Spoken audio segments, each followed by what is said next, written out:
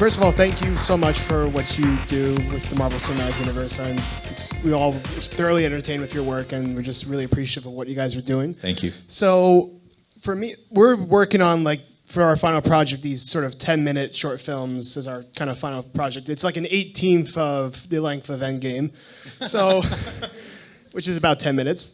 So how do you guys mentally prepare for such a large sort of project? Because I know you guys edited Infinity War and then Endgame consecutively pretty much. How do you kind of mentally prepare for such a kind of a huge project? Robin? Well, we had 7 Marvel movies before that, so that was the preparation for those two. I know you just get used to it, and going to work's fun.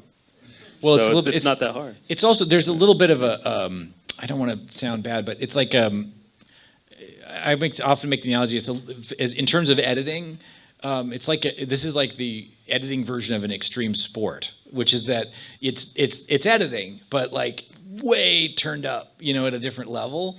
But it's still the same process, right? So there's a bit of a high stakes feeling to it, and there's pressure, and you don't have a lot of time. I gotta say that's the worst thing about the job is just it's a time away from your family, crazy long hours, and I don't love that. Nobody does, and I think it's that managing that is really critical, and I think it's one of the things that's as I've gotten older, the thing that I keep thinking about the most is taking time to reset is as important as grinding, because I have to, everybody has to find their technique to relax. You can work out, you can do meditation. There's lots of different ways, but you need that time for your brain to stop processing so that you can get the idea. Because I do transcendental meditation, and I learned about it from reading about David Lynch, who's one of my favorite filmmakers, and he does this.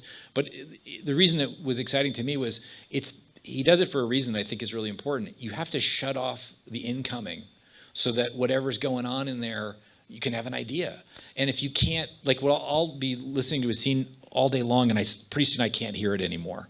And I don't want to work on a scene too long. I got to put it away and look at it the next day. And when you're working on a film, you write it, put it away, then read it the next day, and you'll have notes. Edit it, put it away, look at it the next day, you'll have notes, and it'll be clearer to you. So I do think taking those breaks and not grinding like crazy. Every once in a while you're going to get stuck and you have to do it. But I know film school's nuts. When I was in film school, it was like that, where the intensity of that process kind of primed you and made you understand what it was going to be. But the professional world's exactly the same.